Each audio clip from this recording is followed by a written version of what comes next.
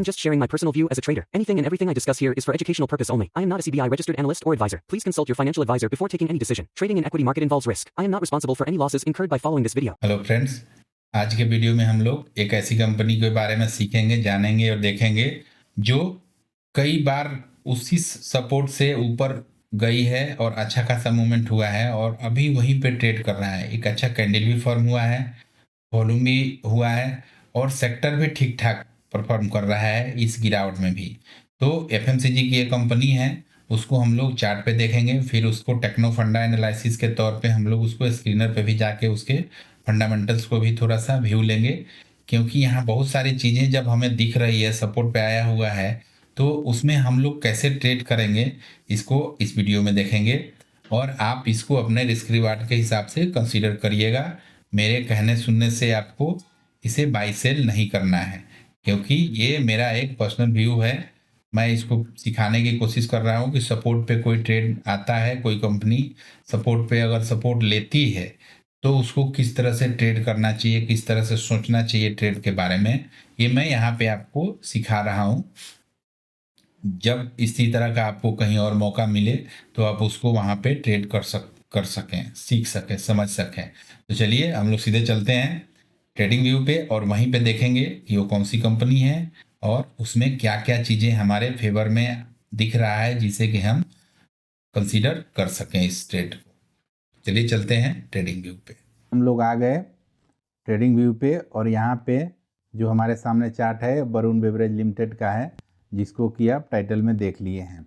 तो अभी हम वरुण बेवरेज को देखेंगे कि इसमें क्या क्या पैटर्न बन रहे हैं, क्यों हमें इसे कंसीडर करना चाहिए, क्यों हमें कंसीडर नहीं करना चाहिए, और फिर आगे हम लोग इस पे अपना एक व्यू बनाएंगे। तो अभी हम देखते हैं कि क्या क्या चीज़ें हुई हैं। तो सबसे पहले हम क्या करेंगे, इसको कि वीकली टाइम फ्रेम में इसको कर लेता हूँ, सो दैट कि आपको ये प्राइस का पता चल सके कि कहाँ पे सपोर्ट इसका किस तरह वर्क कर रहा है।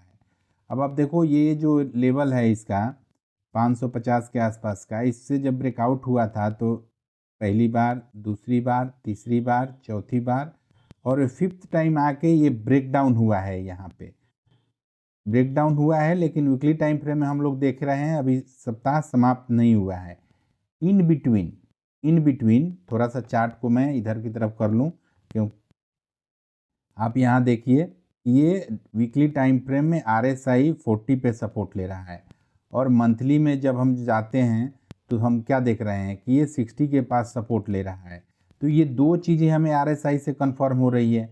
तीसरी चीज़ हमें क्या देख रहा है कि ब्रेकडाउन तो हुआ, लेकिन 3 कैंडल ग्रीन बना है, 2 कैंडल रेड बना है। तो यहाँ पे हम लोग जो बोलते हैं ना, कलर और फ्रीक्वेंसी, कि मतलब जो कैंडल बन रहा है उसका कलर क्या है और फ्रीक्वेंसी क्या है। तो यहाँ पे इस लेवल पे आप देखो कि 5 में से 3 हमारा ग्रीन कैंडल बना है और वो भी अच्छे वॉल्यूम के साथ। और ऊपर से जब ये गिरना शुरू किया 2 जनवरी से लेके अभी तक, तो कंटिन्यूअस इसमें रेड ही वॉल्यूम रहा है। लेकिन यहाँ पे जो सपोर्ट के पास आके और ये कंसोलिडेट हुआ और एक कोशिश कर रहा है। तो हम लोगों को क्या करना है कि आज का जो हाई है 542, इसके ऊपर हमको एंट्री लेना है और आज का जो लो है 516.95, तो 515 का एक राउंड फिगर देख के हम लोग इस तरह हम इसको कंसीडर कर सकते हैं कि ये हमारा स्टॉप लॉस हो जाएगा, यही हमारा टारगेट हो जाए, यही हमारा स्टॉप लॉस हो जाएगा और यहीं पे हमारा एंट्री हो जाएगा। और जो पिछला जो सपोर्ट लाइन है उसके ऊपर इसके बाद मार्केट चलना शुरू करेगा, तब हम लोगों को इसमें एंट्री करना है। और साथ में आप डेली टाइम फ्रेम में देखो तो एक तरह से ये 25 के आसपास आके कंसोलिडेट हो रहा है, मतलब कि एक तरह से कहिए तो ओवरसोल्ड जोन में आ गया है। तो ये चीज़ों को हमने देखा कि वीकली टाइम फ्रेम में हम इसको लगा रहे हैं तो ये मल्टीपल टाइम पे ये सपोर्ट लिया है, वहीं पे आके कंसोलिडेट हो रहा है, 2-3 ग्रीन कैंडल बन गया डेली टाइम फ्रेम में। तो अब हम लोगों को थोड़ा सा अलर्ट हो जाना है और देखना है, जैसे इसके ऊपर चलना शुरू करेगा तो हम लोगों को एंट्री लेना है। लेकिन एक चीज़ हमेशा ध्यान रखना है कि अभी जो ये आज अभी का जो लो है, इसको अगर ब्रेक करता है तो हमें एकदम उसमें कोई बिना किसी क्वेश्चन के हमें निकल जाना है, क्योंकि ओवरऑल मार्केट का जो सेंटीमेंट है वो बियरिश है और हम लोग बाई कर रहे हैं। तो अगर आप इसको ट्रेडिंग पर्पज़ से आप ले रहे हो तो एकदम निकल जाना, और इन्वेस्टमेंट पर्पज़ से लॉन्ग टर्म के लिए ले रहे हो तो कोई बात नहीं है, और नीचे जाता है तो उसको एवरेज करना है, इसको ऊपर इसे आता ही है नॉर्मली ये नीचे करेक्ट होके। और ऊपर से देखा जाए तो लगभग अपने हाई से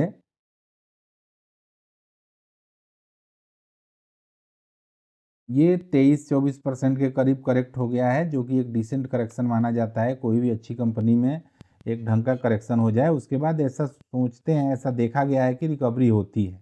तो यहाँ से अगर अपने पुराने हाई के पास भी जाएगा तो हम लोग को अच्छा खासा गेन हो सकता है। तो उसको हम लोग ध्यान में रखते हुए हम यहाँ पे एंट्री ले सकते हैं अपने स्टॉप लॉस के साथ, अपने रिस्क के साथ। बट स्टॉप लॉस को अगर आप ट्रेडिंग के पर्पज़ से अगर ले रहे हो तो एकदम एग्जिट करिएगा, क्योंकि अभी के समय में जो मार्केट है वो 200 MA के नीचे ट्रेड कर रहा है। निफ्टी भी 200 के नीचे है और ये स्टॉक भी 200 MA के नीचे है। तो जब भी 200 MA के नीचे स्टॉक रहता है तो हमें बहुत ही कॉशियस रहना चाहिए ट्रेड लेने में बाई साइड का, क्योंकि उसमें उस तरह का मोमेंटम और स्ट्रेंथ नहीं मिलता है हमें।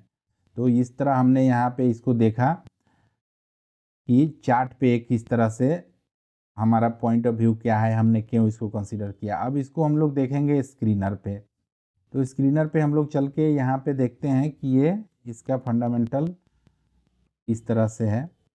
तो आप 1,82,000 के करीब मार्केट कैपिटलाइजेशन है, P 71.8 का है और इंडस्ट्री P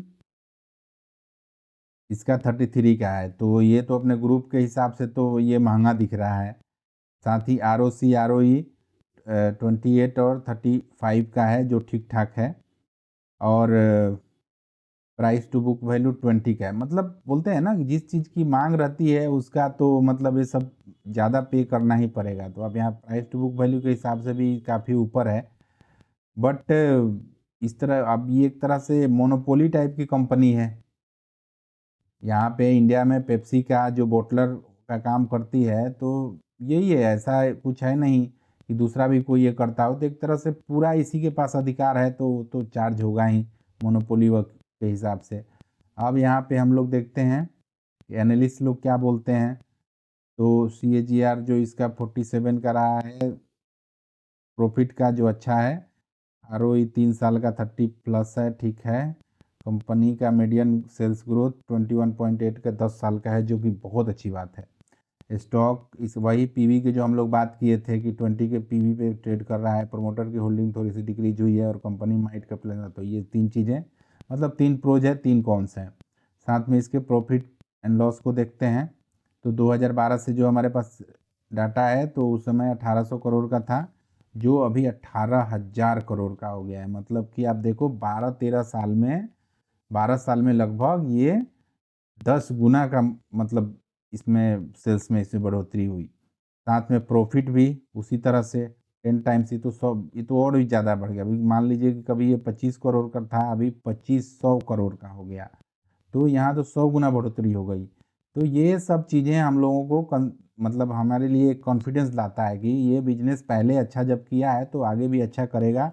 एक इम्पोर्टेंट प्लेस पे आया हुआ है कंपनी, तो वहाँ पे हम लोग इसको ध्यान दे सकते हैं। अभी यहाँ पे रिजर्व की देखें तो 8,000 के करीब रिजर्व है, और आपको बोरोइंग्स भी इसमें है, तो ठीक है, बोरोइंग है तो अच्छा सेल्स सब कुछ चल रहा है तो कंसीडर किया जा सकता है इसको। इन्वेस्टर में हम लोग देखें तो आप इन्वेस्ट प्रमोटर जो है 2017 में 73 के थे, जो घट के अभी 60 के पास आ गए, मतलब 13% के करीब घटा है पिछले 8 साल में। लेकिन FI जो 10% थे वो 25% हो गए, और DI जो 1% थे वो 7% हो गए, और पब्लिक जो 14-15% के करीब थी वो घट के 7% आधी रह गई। तो ये सब मतलब शेयर होल्डिंग पैटर्न देखने से हमें लगता है कि जो पैटर्न है वो अच्छा खासा है, ठीक ठाक है, फेवरेबल है। इस तरह की जहाँ पे पब्लिक का पार्टिसिपेशन कम रहता है उसमें जो क्या होता है ना कि हर लेवल पे सेल वाली जो बात होती है वो थोड़ी सी कम हो जाती है। नहीं तो क्या है, पब्लिक को अपने जब जैसे जैसे ऊपर जाएगा उनका प्राइस आएगा तो लोग निकलते रहते हैं।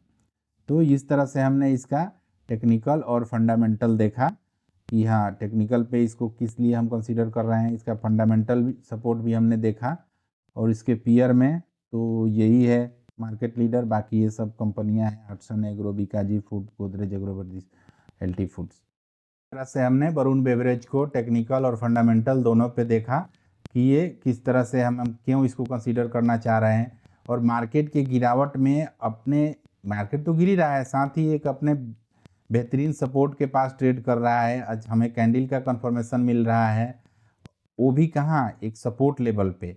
तो हम, और जो हमारा सेक्टर है एफएमसीजी वो भी ठीक ठाक कर रहा है, तो इस हिसाब से हम इसको कंसीडर कर सकते हैं। ऊपर से अच्छा खासा 24-25% के करीब करेक्शन भी हो गया है, तो जो कि एक अच्छी बात होती है एक बढ़िया ब्लू चिप कंपनी के लिए। अगर इस तरह से करेक्शन हो जाए उसके बाद संभावना रहता है कि ये आगे बढ़े, और आगे बढ़ेगा नहीं बढ़ेगा ये तो कल परसों में पता चलेगा, आगे भविष्य में की चीज़ें हैं।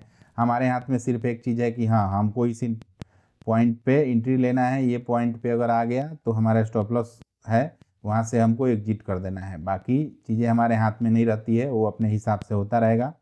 मार्केट में कुछ कुछ न्यूज ऐसे फ्लॉट होते रहता है, जिसके कारण से आप देखें ही आज किस तरह की वोलेटिलिटी हुई, स्पेशली बैंकिंग के शेयर में किस तरह से मूवमेंट हुआ है, कुछ न्यूज आया है उसके कारण से। तो ये तो मार्केट में ऐसे ही चलते रहता है, और इसी में हम लोगों को अपनी अपॉर्चुनिटी की तलाश करनी है, और उसी में हम लोग ट्रेड करना है। तो आज के वीडियो को यहीं तक रखते हैं, किसी ऐसी ही वीडियो में। तब तक enjoy your life, happy trading, जय हिंद।